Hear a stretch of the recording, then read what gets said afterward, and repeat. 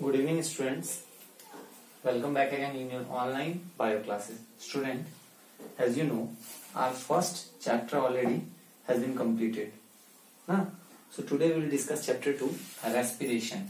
So at first we will just try to know what is respiration.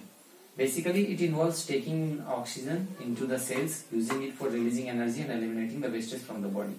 Respiration होता क्या है? आप जो बचपन से पढ़ते आए थे रेस्पिरेशन के बारे में, उससे ये रेस्पिरेशन बिल्कुल अलग है। रेस्पिरेशन में क्या होता है? हम लोग ऑक्सीजन को अंदर लेते हैं सेल्स में, इस ऑक्सीजन का यूज करते हैं एनर्जी को रिलीज करने में, और साथ ही साथ इसी के हेल्प से हम लोग वेस्टेज को बॉडी से बाहर निकालते हैं, एलिमिनेट करते हैं। रेस्पिरेशन का इंपॉर्टेंस क्या है लाइफ में?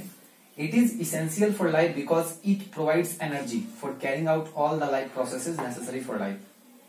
देखिए, ये इसलिए जरूरी है हमारे शरीर में क्योंकि हमारे बॉडी को एनर्जी प्रोवाइड करता है, जिस एनर्जी का यूज हम लोग डिफरेंट मेटाबॉलिक एक्टिविटीज में करते हैं। जैसे आप खा रहे हैं, चल रहे हैं, सो रहे हैं, बैठ रहे हैं, काम कर रहे हैं, इन सब के लिए एनर्जी चाहिए, और सारा एनर्जी जो है रेस्पिरेशन के थ्रू ही हम लोग को मिलता है।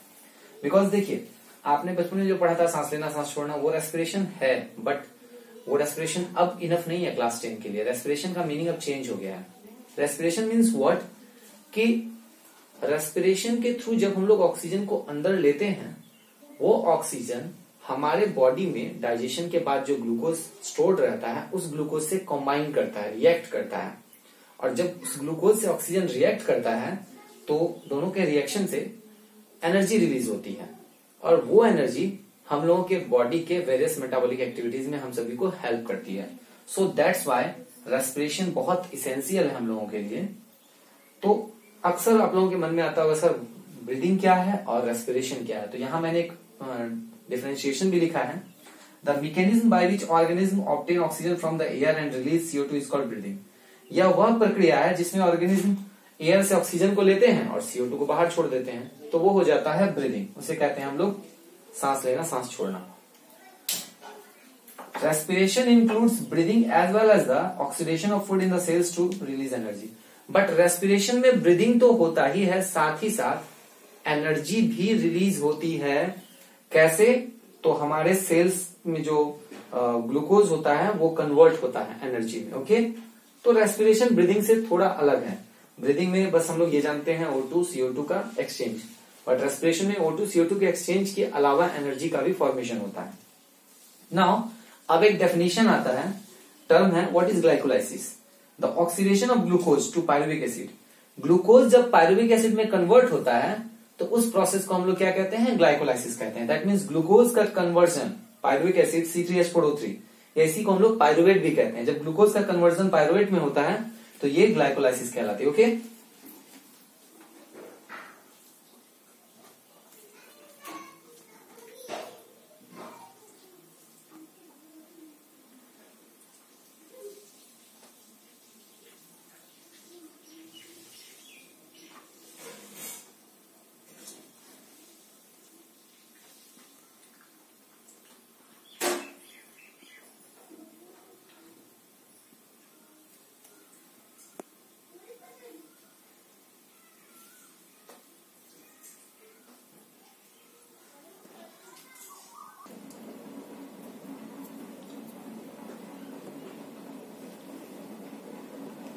नाउ स्टूडेंट, अब हम लोग बात करेंगे रेस्पिरेशन के टाइप्स की।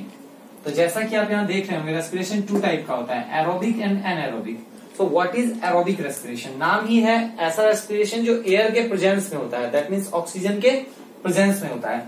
तो जो रेस्पिरेशन ऑक्सीजन के प्रेजेंस में होता है उसको एरोबिक रेस्पिरेशन कहते हैं। इसमें क्या होता है?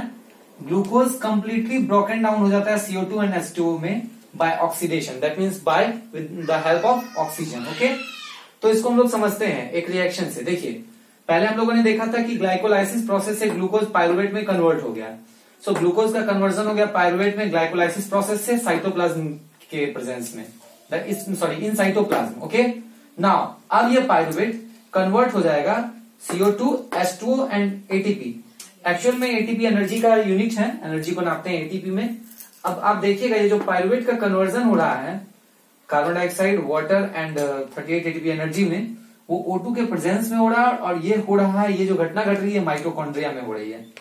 यहां पर पूरा पूरा ग्लूकोज जो है कन्वर्ट हो गया पूरा पूरा एनर्जी में। That means 38 ATP energy is the maximum energy. Okay, तो एरोबिक रेस्पिरेशन में क्या हुआ, पूरा ग्लूकोज पूरे एनर्जी में कन्वर्ट हो गया। That means glucose totally break down हो जाता है और टोटल 38 एटीपी एनर्जी रिलीज होती है। सो यहां पर एक नोट डाउन करने की बात यह है कि माइटोकॉन्ड्रिया जो होते हैं ये एरोबिक रेस्पिरेशन के साइट होते हैं। That means aerobic respiration mitochondria में ही होता है।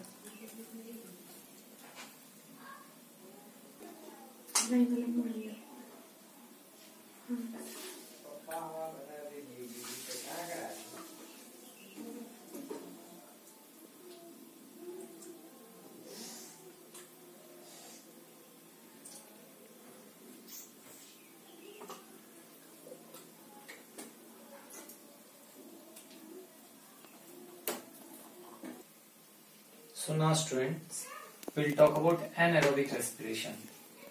कुछ माइक्रो ऑर्गेनिजम्स ऐसे होते हैं, जैसे ईस्ट हो गया, वो लोग क्या करते हैं, ग्लूकोज को ब्रेक डाउन कर देते हैं इथेनॉल में।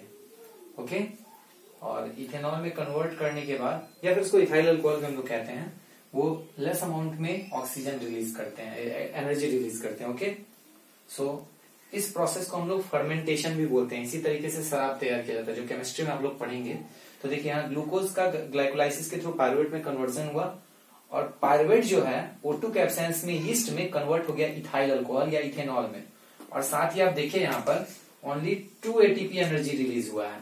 ओके, तो ये जो प्रोसेस होता है ये एनएरोबिक होता है, क्योंकि ये एयर के एब्सेंस में होता है। ओके, अब कभी कभी क्या होता है, हमारे मसल्स में जब बहुत ज्यादा फिजिकल एक्सरसाइज हम लोग कर लेते हैं तो सारा O2 खर्च हो चुका होता है तेजी से, तो ये रेस्पिरेशन होता है। बेसिकली जब O2 नहीं रहता है, O2 के एब्सेंस में ग्लूकोज जो है हमारे मसल्स में वो कन्वर्ट हो जाता है लैक्टिक एसिड में, और ऐसा होने से हमारे बॉडी में बहुत ज्यादा पेन होती है।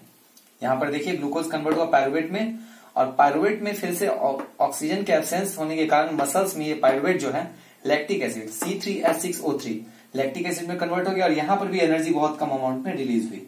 तो आप लोग देख रहे होंगे कि एनएरोबिक और एरोबिक रेस्पिरेशन में एक कॉमन डिफरेंस, एक बहुत बड़ा डिफरेंस वो ये है कि एरोबिक रेस्पिरेशन में टोटल 38 एटीपी एनर्जी रिलीज होता है, जबकि एनएरोबिक रेस्पिरेशन में 2 एटीपी एनर्जी रिलीज होता है।